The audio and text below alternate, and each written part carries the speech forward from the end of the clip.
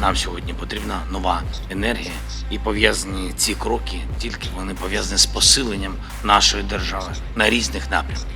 Міжнародна політика, дипломатія не є виключенням. Toutes sortes de spéculations ont émergé. Zelensky vient de réaliser la plus grande réforme de son gouvernement depuis le début de la guerre. Au total, 9 membres du cabinet ont été remplacés. Et ce qui est curieux, c'est que personne ne semble vraiment savoir pourquoi Zelensky a choisi de faire un changement aussi important à ce moment précis. Il n'a pas donné d'explication franchement très claire. Les démissions surprises en Ukraine incluent celle du plus haut diplomate du pays. Certains évoquent une crise interne, des scandales, de la corruption ou encore une volonté de repartir à neuf après 2 ans et demi de guerre. Il y a des théories pour tous les goûts et ce n'est certainement pas la première fois que le président ukrainien décide de tout bouleverser dans des moments comme celui-ci. En ce moment, nous avons l'incursion à Koursk qui soulève plus de questions que de réponses. Et les Russes avancent lentement mais sûrement à Donetsk. Et il y a 1 an, on se souvient de l'échec de la contre-offensive ukrainienne, suivi également par des changements importants. Volodymyr Zelensky limoge 7 hauts gradés dans le cadre d'une purge du ministère ukrainien de la Défense. Le changement survenu il y a 1 an, tout comme celui-ci, a pris tout le monde par surprise. L'absence d'explications convaincantes sur les véritables raisons du remplacement de 9 membres du gouvernement a laissé perplexe beaucoup de gens et alimente de nombreuses théories. L'Ukraine traverse-t-elle silencieusement une crise politique majeure? Y a-t-il des scandales qui justifient le changement de près de la moitié du gouvernement? Ou est-ce que c'est simplement une réponse au fait que les choses ne vont pas aussi bien que l'on espérait? Dans cette vidéo, on va explorer ce qui se passe réellement avec ce remaniement gouvernemental en Ukraine. Une décision qui en dit long sur ce à quoi nous pouvons nous attendre dans les mois à venir de la guerre la plus dure que l'Europe ait connue au cours des 80 dernières années.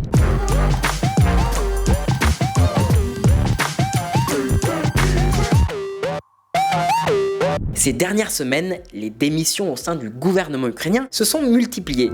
Le responsable de l'armement de l'Ukraine et 4 ministres démissionnent suite à un remaniement gouvernemental. Vous avez peut-être entendu certains des porte-paroles informels que Poutine a envoyés dans les médias dire que le gouvernement ukrainien est sur le point de s'effondrer sous un torrent de démissions. Eh bien, pour commencer, calmez-vous. Comme d'habitude, je peux déjà vous dire qu'on nous ment. En Ukraine, comme dans de nombreux autres pays, les changements ministériels se font généralement par la démission de ceux qui partent. C'est une question de courtoisie. Si je dois vous remplacer, je ne dis pas que je vous expulse, on dit plutôt que vous avez présenté votre démission. Nous ne sommes donc pas face à un abandon collectif de Zelensky ou à quelque chose de ce genre. Cela dit, cela ne signifie pas qu'il n'y a aucune raison de se poser des questions. Pour commencer, on ne parle pas ici de simples ajustements ou de changements de nom dans quelques ministères spécifiques. On parle du fait que de nombreux profils qui accompagnent Zelensky depuis des années ont été remerciés. Le président a limogé et déplacé bon nombre de ses plus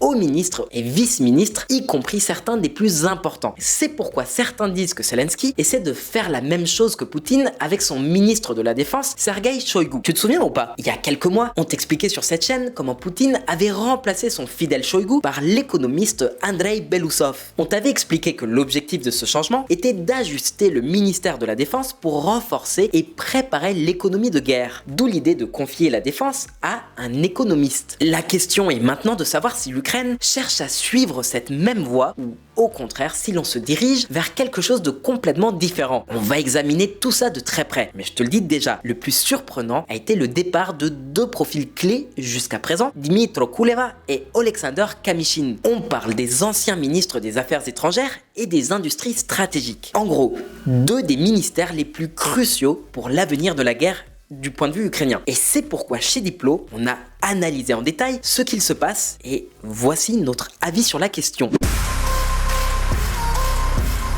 Le gouvernement purgé. Les noms que tu vois à l'écran sont ceux des ministres qui ont démissionné. La plupart d'entre eux ont été remplacés très rapidement et réaffectés à de nouvelles fonctions. Des ministères comme ceux de l'environnement ou de la réintégration territoriale ont changé de visage, tandis que d'autres comme ceux de la justice ou de l'intégration européenne et transatlantique ont simplement vu un renouvellement de leur équipe. Ça nous donne déjà un indice que malgré ce que prétend la propagande russe, nous ne sommes pas face à un grand scandale ou à une rupture du gouvernement de Zelensky. Dans d'autres circonstances, ces personnes auraient complètement disparu de la sphère politique, sans être réaffectées à différents postes au sein du même gouvernement, voire dans certains cas dans d'autres ministères. Cependant, ce qui a véritablement attiré l'attention, c'est le départ de Dmytro Kuleba. On parle ici du ministre des Affaires étrangères, du visage de l'Ukraine à l'étranger et l'un des principaux acteurs dans la négociation de l'aide occidentale pour l'Ukraine. Tout le monde le pensait intouchable. En fait, sa démission pourrait nous fournir de précieux indices pour comprendre les implications et les objectifs de ces changements.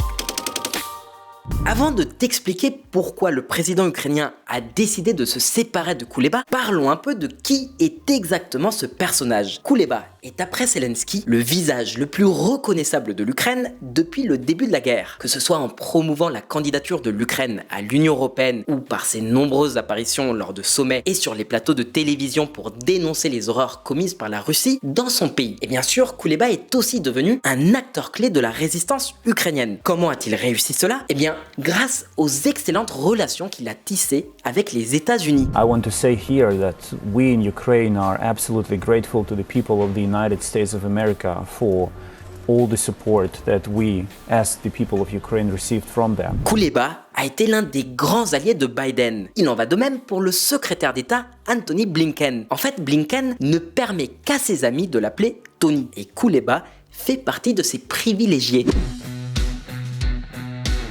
Cet ancien ministre a été un acteur clé dans la machine ukrainienne. Pourtant, le 4 septembre, il quitte le gouvernement ukrainien. Pourquoi ? Eh bien, pour répondre à cette question, on va s'intéresser à son remplaçant. On parle ici d'une figure bien connue de l'establishment ukrainien, un fonctionnaire de longue date au sein du gouvernement. Andrei Sybiha est un homme qui a gravi tous les échelons du ministère des Affaires étrangères, depuis les postes les plus modestes jusqu'à l'ambassade d'Ukraine en Turquie, pour finalement devenir aujourd'hui le nouveau chef de la diplomatie de Zelensky. Mais en quoi est-il différent de Kuleba? Pour commencer, Sybiha est plutôt un gars de la vieille école, discret et peu visible. En fait, il est probable qu'il ait beaucoup moins de visibilité publique que Kuleba et qu'il se concentre davantage sur les négociations et les accords en coulisses. Ça pourrait sembler problématique pour l'Ukraine car le pays a besoin d'être constamment sous les projecteurs pour que l'Occident ne perde pas de vue cette guerre et que par conséquent, l'aide ne soit pas suspendue. Alors pourquoi choisir un profil plus discret? Eh bien,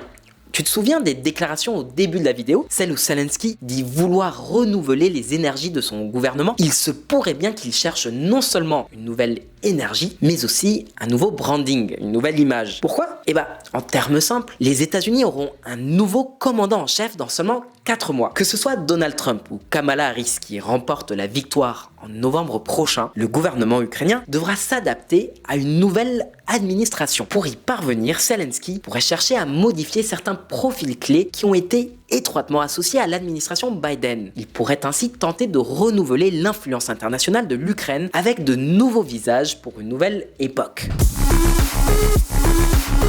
Dans les cas du ministère des Affaires étrangères, ce que fera Sybiha sera absolument crucial. Rappelons-nous, à partir d'aujourd'hui, l'avenir de l'aide occidentale à l'Ukraine est incertain. L'élection présidentielle états-unienne de novembre s'annonce comme une bataille acharnée et l'Ukraine pourrait bien être l'une de ces grandes victimes de ce qui va se passer. Parce que si Trump gagne, il l'a déjà dit clairement, l'aide états-unienne à l'Ukraine sera suspendue si Kiev ne répond pas aux exigences de Poutine.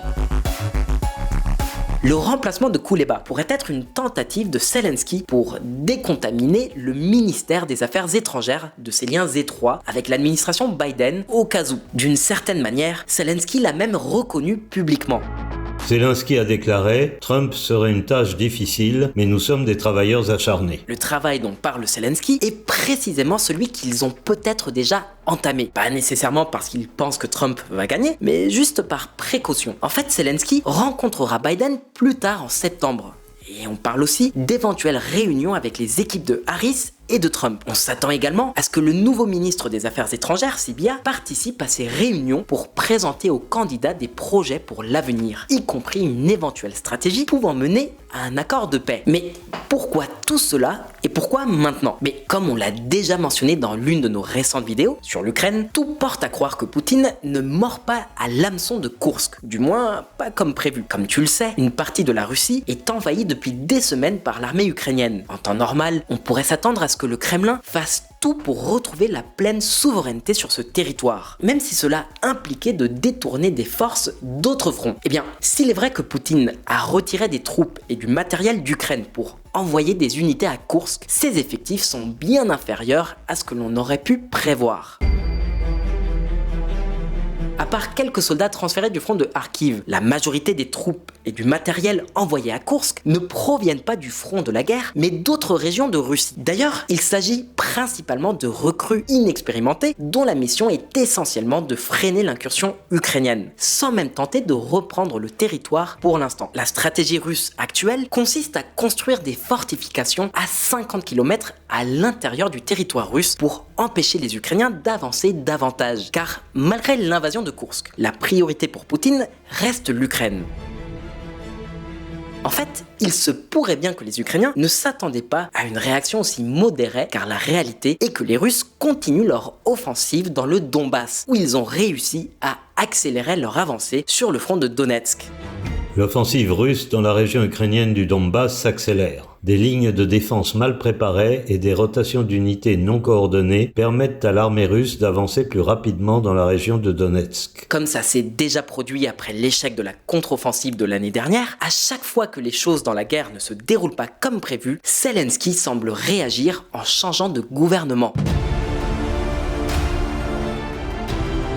Le changement de direction à la tête de la diplomatie ukrainienne pourrait également être une étape nécessaire pour rafraîchir les relations avec d'autres pays. L'Allemagne, par exemple, a annoncé que l'aide à l'Ukraine serait réduite de moitié d'ici 2025. Et rappelons-le, l'Allemagne est actuellement le deuxième contributeur. Avec ces changements, il est possible que Zelensky cherche à encourager les alliés de l'Ukraine à continuer d'envoyer des armes, des munitions et de l'argent. Maintenant, ce qu'on vient d'expliquer pourrait éclairer les changements au ministère des Affaires étrangères. Mais qu'en est-il du reste? Beaucoup d'entre vous pourraient penser que ces ajustements sont destinés à plaire aux Ukrainiens ou à l'opposition. Peut-être que les autres ministres étaient épuisés ou qu'ils n'étaient plus très populaires. Mais ce qui est curieux, c'est que ceux qui sont partis avaient le soutien de la majorité de l'opposition et jouissaient d'une bonne image publique.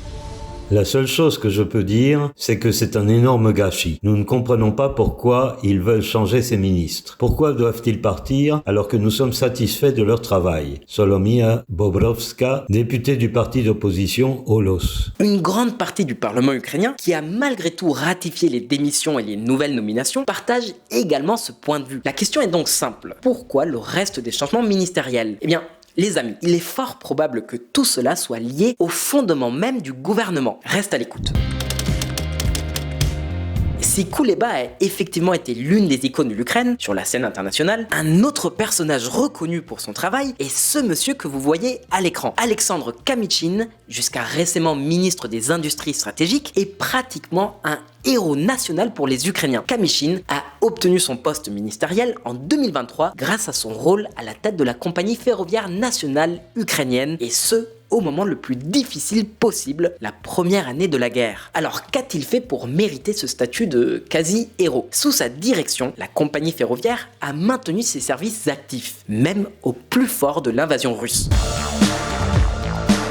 Malgré les attaques russes et les difficultés de la guerre, les trains ont continué de circuler pour permettre l'évacuation massive de centaines de milliers de personnes des villes comme Kiev, Kharkiv et Mariupol vers d'autres régions d'Ukraine et même à l'étranger. De très nombreuses vies ont été sauvées grâce à cette gestion. Mais ce n'est pas tout. Sous sa direction, l'entreprise a également réussi à ouvrir des couloirs humanitaires, acheminant une aide vitale dans presque toutes les régions du pays, tout en transportant des troupes, des fournitures et des armes vers les lignes de front en temps opportun. Le fait que les chemins de fer continuent à fonctionner correctement a été absolument crucial pour la résistance du pays. Pour y parvenir, Kamyshyn a mis en place un système d'intervention rapide pour les infrastructures qui s'est révélé extrêmement efficace pour réparer les voies endommagées par les attaques et le sabotage, rétablissant les services en un temps record. Nul doute qu'Hollywood en fera un jour un blockbuster. Mais il ne s'agit pas seulement de trains. Sous la direction de Kamyshin, en tant que ministre des Industries stratégiques, l'Ukraine a réussi à maintenir une base militaro-industrielle solide, réduisant ainsi autant que possible sa dépendance à l'égard de l'extérieur. Pour ceux d'entre vous qui suivent de près ce conflit, quelques innovations ukrainiennes développées en pleine guerre vous viendront sûrement à l'esprit. Par exemple, beaucoup penseront aux drones. En fait, on estime qu'il existe déjà environ 500 fabricants privés de drones qui fournissent l'armée ukrainienne. Dans ce domaine, Kiev a largement pris l'avantage sur Moscou. Son ministère est devenu un élément clé de la résistance et sous son mandat, les industries stratégiques ont été principalement axées sur la défense et cela a eu un impact considérable. Kamyshin a contribué à ce qu'un tiers de la croissance économique de l'Ukraine en 2023 provienne de l'industrie de la défense. Parmi ces mesures, il a libéralisé le secteur des fabricants d'armes privés qui était auparavant beaucoup plus contraint par les directives de l'État. Ainsi, sous la direction de Kamyshin, l'industrie ukrainienne a vu la réduction de nombreux obstacles bureaucratiques et de nombreuses réglementations datant presque de l'ère soviétique. Certaines règles étaient aussi absurdes que l'interdiction pour les producteurs d'armes de réaliser plus de 3% de bénéfices par an. Cependant, comme tu peux le constater, Zelensky l'a remplacé. L'approche tant que c'est pas cassé, pas besoin de le remplacer, ne semble pas être la philosophie du président ukrainien. Cela dit, son remplaçant, Herman Smetanin, semble également prometteur. Voici l'homme en question. Herman Smetanin, cet homme de 31 ans qui dirigeait jusqu'à présent l'entreprise publique de production d'armes Ukroboronprom. On parle ici du géant qui contrôle toutes les entreprises publiques du complexe militaro-industriel hérité de l'ère soviétique. Et honnêtement, ce changement pourrait avoir tout son sens. Pour commencer, Smetanin et le ministre sortant, Kamyshin, ont déjà travaillé main dans la main dans le passé. Parce qu'en Ukraine, aujourd'hui, l'industrie stratégique signifie avant tout une chose, les armements. Smetanin est à la tête de l'entreprise d'État depuis seulement 1 an et demi. Mais pour te donner un exemple, durant cette période, la production nationale de projectiles a augmenté de 1000%. Et ce, tout en réduisant la corruption et en améliorant l'efficacité de l'entreprise. Comme on te le disait tout à l'heure, les deux profils sont très similaires, donc on s'attend pas à des changements majeurs. Alors, si c'est le cas, beaucoup d'entre vous se demandent peut-être quel est l'intérêt de ce changement. Eh bien, Kamyshin ne quitte pas le navire. Il change simplement de poste. Il devient désormais l'un des conseillers directs du bureau du président, ce qui indique que Zelensky voulait l'avoir encore plus près de lui. D'une certaine manière, c'est une promotion, du moins en termes d'influence directe sur le cours de la guerre. En réalité, c'est quelque chose de similaire qui se passe avec d'autres ministres limogés comme la vice-première ministre et ancienne ministre de la réintégration, Irina Vereshchuk. En d'autres termes, évoquer des scandales de corruption ou des ruptures internes pour expliquer ces changements est honnêtement assez absurde. Il semble que par cette refonte de son gouvernement, Zelensky cherche à se préparer à affronter le tourbillon d'événements et de développements qui surviendront dans les prochains mois. Eh bien, cela est aussi d'autres choses. Je parle de la confiance des citoyens ukrainiens envers le gouvernement. D'après un sondage, la cote de popularité de Zelensky chute à 54% alors que la méfiance augmente. C'est vrai, Zelensky est toujours très populaire, mais la guerre pèse lourd et les choses commencent à s'éterniser. La popularité du président a chuté ces derniers mois et n'est certainement plus la même qu'il y a 1 an quand elle dépassait les 90%. La fatigue de la guerre et le fait de vivre sous la loi martiale sans possibilité d'organiser des élections ont aussi des conséquences néfastes, comme on peut l'imaginer. Et des événements comme l'échec de la contre-offensive de l'année dernière ou l'absence de résultats clairs avec l'opération de Kursk n'aident pas non plus. Alors que fait un homme politique lorsque son gouvernement perd en popularité? Eh bien, il change les visages. C'est ainsi que Zelensky a fait un pas en avant avec la plus grande restructuration de son gouvernement depuis le début de la guerre. Et même si les raisons exactes ne sont pas encore tout à fait claires, il est presque certain que l'on peut exclure une instabilité interne ou d'éventuels scandales de corruption, ce qui aurait été inquiétant. Mais c'est pas le cas. La résistance ukrainienne ne cédera pas à cause des problèmes de gouvernement. Désolé pour tous les fans de Poutine parmi vous. Pour l'instant, les questions sont entre tes mains. Quelle est selon toi la véritable raison pour laquelle Zelensky a modifié une partie du gouvernement qui semble pourtant bien fonctionner? Penses-tu qu'un nouveau ministre des Affaires étrangères, plus détaché de l'ère Biden, pourrait mieux s'entendre avec Trump s'il remportait les élections US? Eh bien, laisse-nous ton avis dans les commentaires et surtout si cette vidéo t'a plu, like-la, abonne-toi et surtout, si t'as envie de taper la discute, n'hésite pas, il y a un compte Insta pour ça. Et puis si tu as envie de contribuer à l'aventure Diplomatrix, je te laisse le lien en description pour notre plateforme de financement participatif. Merci de nous avoir écoutés jusqu'au bout et à très vite.